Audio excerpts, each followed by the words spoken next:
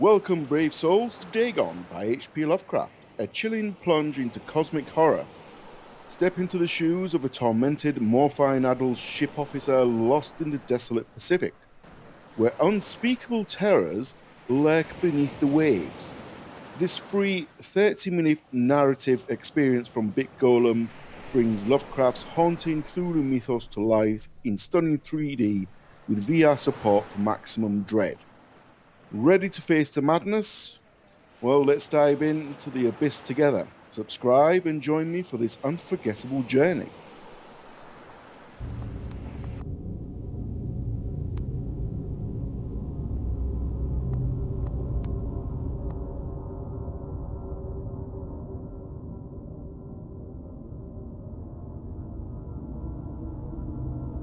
I am writing this under an appreciable mental strain, since by tonight I shall be no more.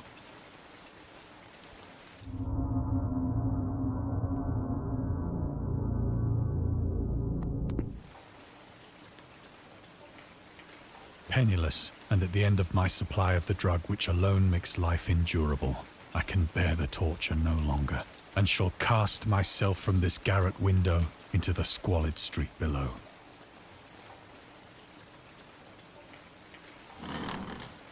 Do not think from my slavery to morphine that I am a weakling or a degenerate. When you have read these hastily scrawled pages, you may guess, though never fully realize, why it is that I must have forgetfulness or death.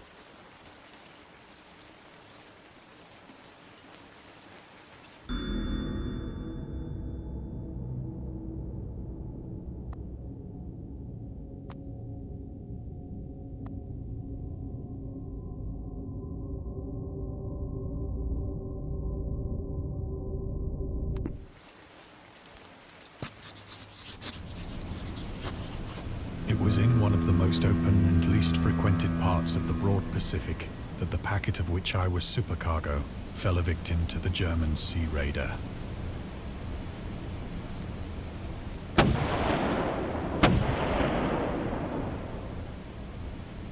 The Great War was then at its very beginning, and the ocean forces of the Hun had not completely sunk to their later degradation, so that our vessel was made a legitimate prize, whilst we of her crew were treated with all the fairness and consideration due us as naval prisoners.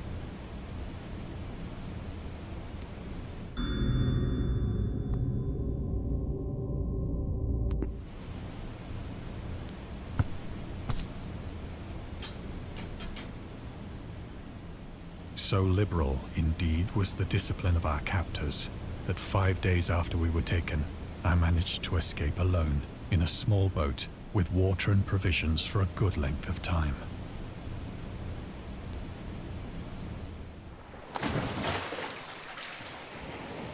When I finally found myself adrift and free, I had but little idea of my surroundings. Never a competent navigator, I could only guess vaguely by the sun and stars that I was somewhat south of the equator. Of the longitude, I knew nothing, and no island or coastline was in sight.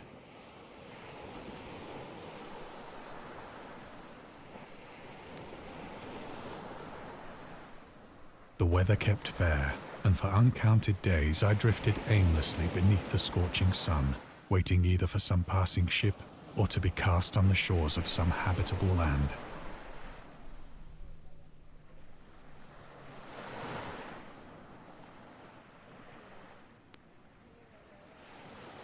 But neither ship nor land appeared, and I began to despair in my solitude upon the heaving vastness of unbroken blue.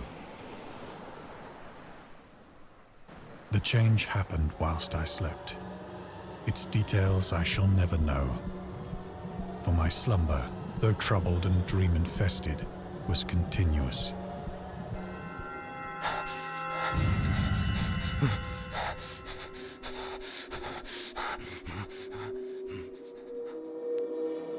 When at last I awoke, it was to discover myself half sucked into a slimy expanse of hellish black mire, which extended about me in monotonous undulations as far as I could see, and in which my boat lay grounded some distance away. Though one might well imagine that my first sensation would be of wonder at so prodigious and unexpected a transformation of scenery, I was in reality more horrified than astonished. For there was in the air and in the rotting soil a sinister quality which chilled me to the very core. The region was putrid with the carcasses of decaying fish and of other less describable things which I saw protruding from the nasty mud of the unending plain. Perhaps I should not hope to convey in mere words the unutterable hideousness that can dwell in absolute silence and barren immensity. There was nothing within hearing and nothing in sight save a vast reach of black slime. Yet the very completeness of the stillness and the homogeneity of the landscape oppressed me with a nauseating fear. The sun was blazing down from a sky which seemed to me almost black in its cloudless cruelty, as though reflecting the inky marsh beneath my feet.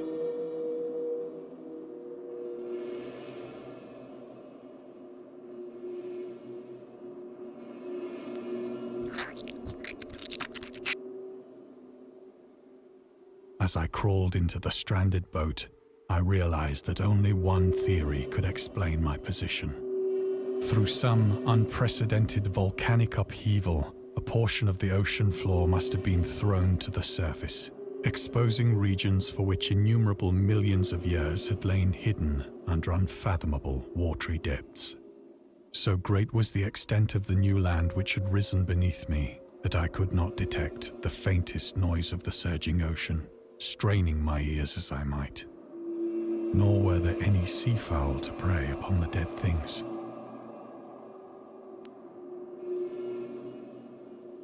For several hours I sat thinking or brooding in the boat, which lay upon its side and afforded a slight shade as the sun moved across the heavens. As the day progressed, the ground lost some of its stickiness and seemed likely to dry sufficiently for traveling purposes in a short time. That night I slept but little, and the next day I made for myself a pack containing food and water, preparatory to an overland journey in search of the vanished sea and possible rescue.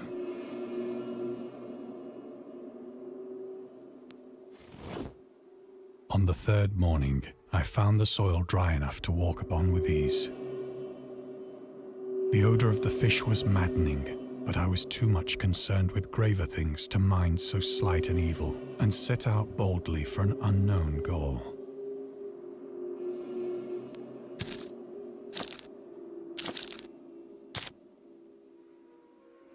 All day I forged steadily westward, guided by a faraway hummock which rose higher than any other elevation on the rolling desert.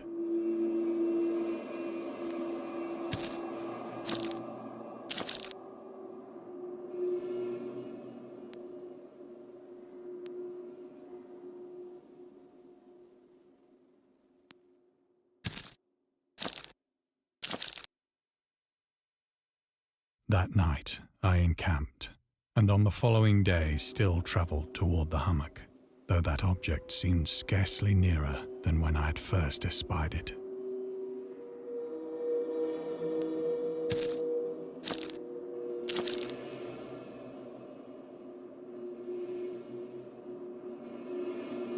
By the fourth evening, I attained the base of the mound, which turned out to be much higher than it had appeared from a distance. An intervening valley setting it out in sharper relief from the general surface. Too weary to ascend, I slept in the shadow of the hill. I know not why my dreams were so wild that night, but ere the waning and fantastically gibbous moon had risen far above the eastern plain, I was awake in a cold perspiration, determined to sleep no more. Such visions as I had experienced were too much for me to endure again, and in the glow of the moon I saw how unwise I had been to travel by day. Without the glare of the parching sun, my journey would have cost me less energy. Indeed, I now felt quite able to perform the ascent which had deterred me at sunset. Picking up my pack, I started for the crest of the eminence.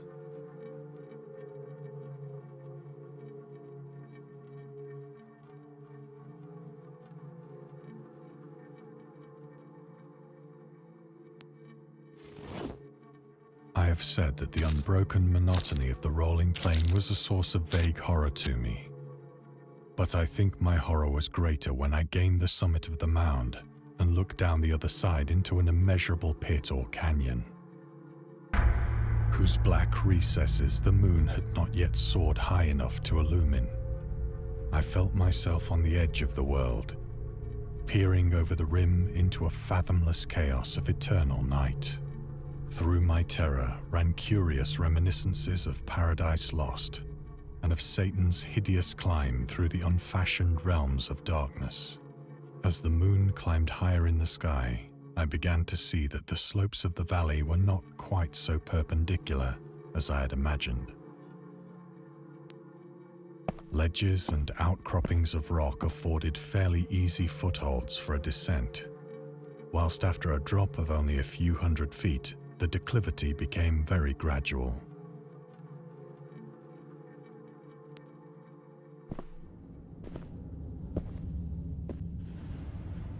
Urged on by an impulse which I cannot definitely analyze, I scrambled with difficulty down the rocks and stood on the gentler slope beneath, gazing into the Stygian deeps where no light had yet penetrated. All at once, my attention was captured by a vast and singular object on the opposite slope, which rose steeply about 100 yards ahead of me. An object that gleamed whitely in the newly bestowed rays of the ascending moon.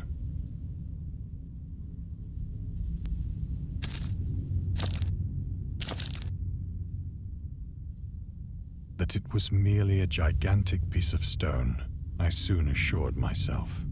But I was conscious of a distinct impression that its contour and position were not altogether the work of nature.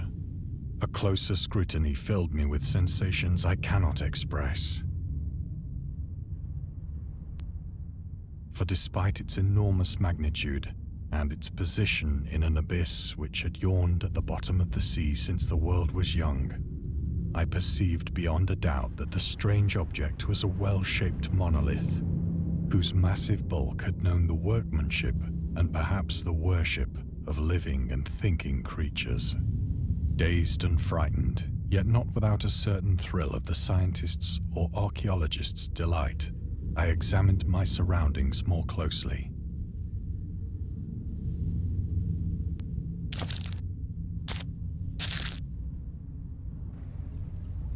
The moon, now near the zenith, shone weirdly and vividly above the towering steeps that hemmed in the chasm, and revealed the fact that a far-flung body of water flowed at the bottom, winding out of sight in both directions and almost lapping my feet as I stood on the slope. Across the chasm, the wavelets washed the base of the Cyclopean monolith, on whose surface I could now trace both inscriptions and crude sculptures.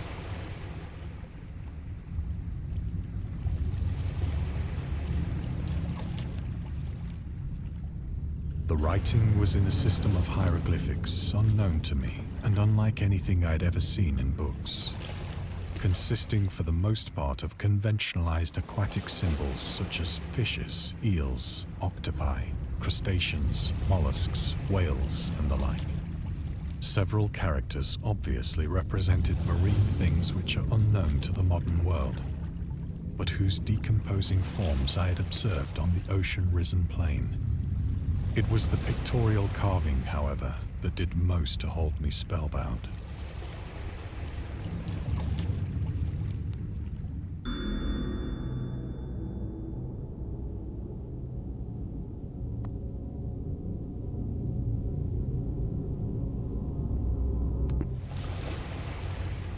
Plainly visible across the intervening water on account of their enormous size were an array of bas-reliefs whose subjects would have excited the envy of a doré. I think that these things were supposed to depict men, at least a certain sort of men, though the creatures were shown disporting like fishes in the waters of some marine grotto, or paying homage at some monolithic shrine which appeared to be under the waves as well. Of their faces and forms I dare not speak in detail, for the mere remembrance makes me grow faint.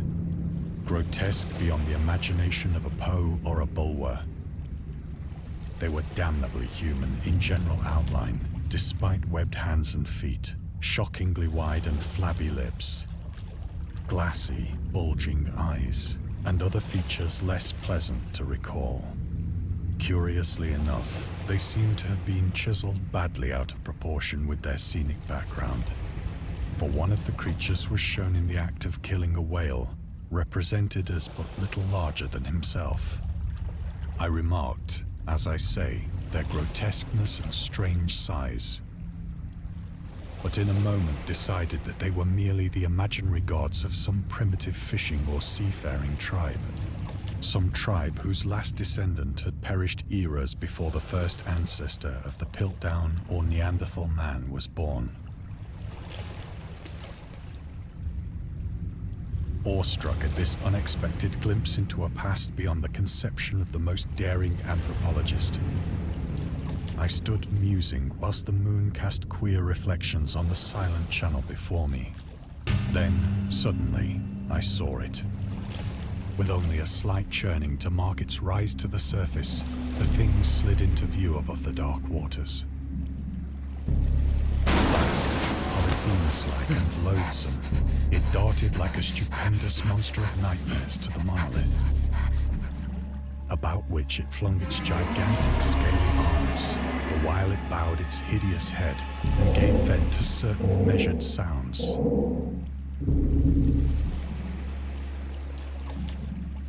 I think I went mad then. Of my frantic ascent of the sloping cliff and of my delirious journey back to the stranded boat, I remember little.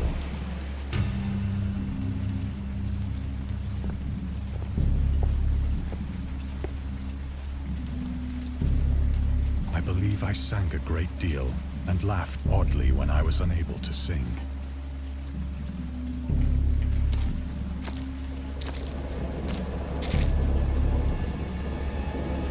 I have indistinct recollections of a great storm sometime after I reached the boat. At any rate, I know that I heard pearls of thunder and other tones which nature utters only in her wildest moods.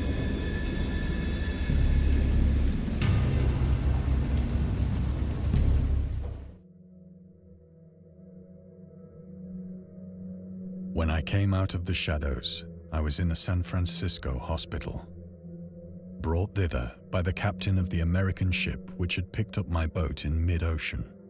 In my delirium, I had said much, but found that my words had been given scant attention.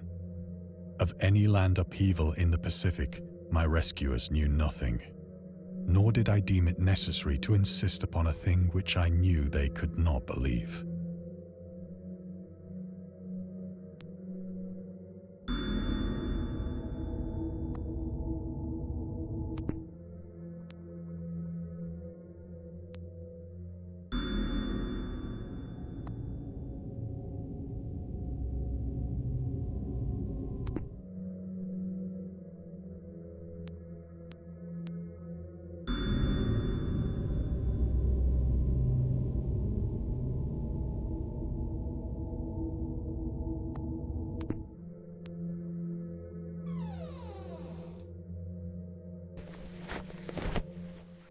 Once I sought out a celebrated ethnologist and amused him with peculiar questions regarding the ancient Philistine legend of Dagon, the fish god.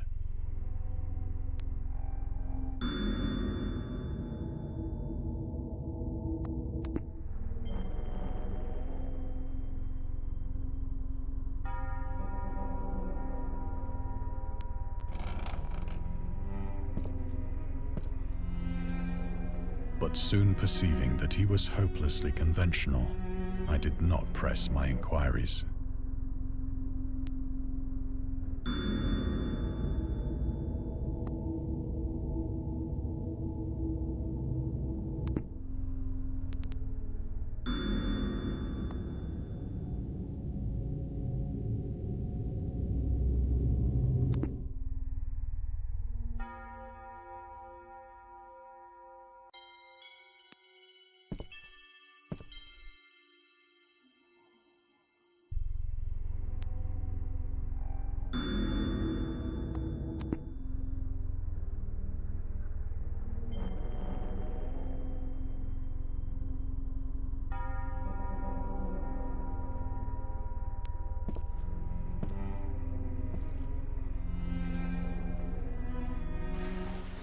It is at night, especially when the moon is gibbous and waning, that I see the thing. I tried morphine, but the drug has given only transient surcease and has drawn me into its clutches as a hopeless slave. So now I am to end it all, having written a full account for the information or the contemptuous amusement of my fellow men.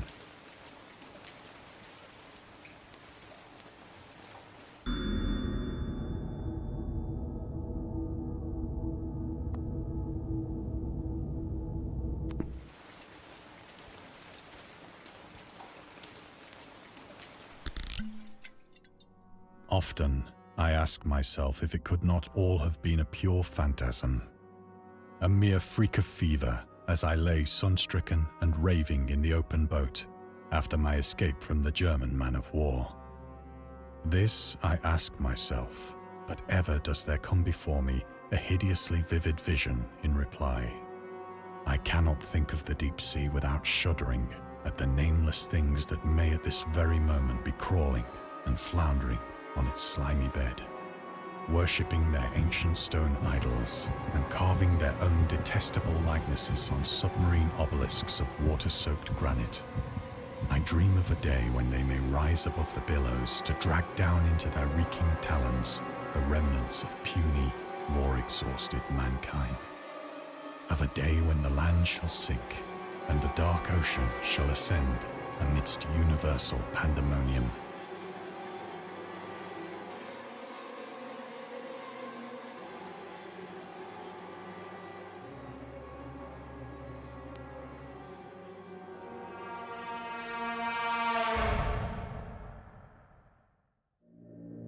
The end is near.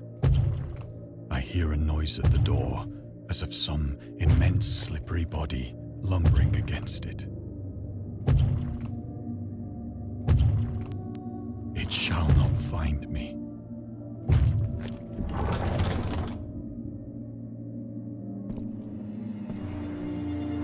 God, that hand!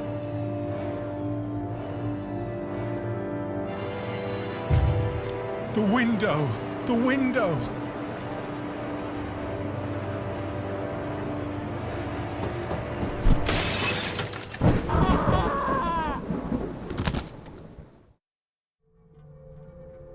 And that's the end of our descent into Dagon.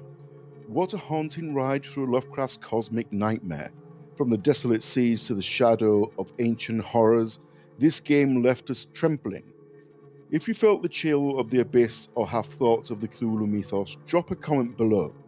Don't forget to like, subscribe and hit that bell for more spooky adventures. Until next time, stay curious and beware what lurks beneath the waves.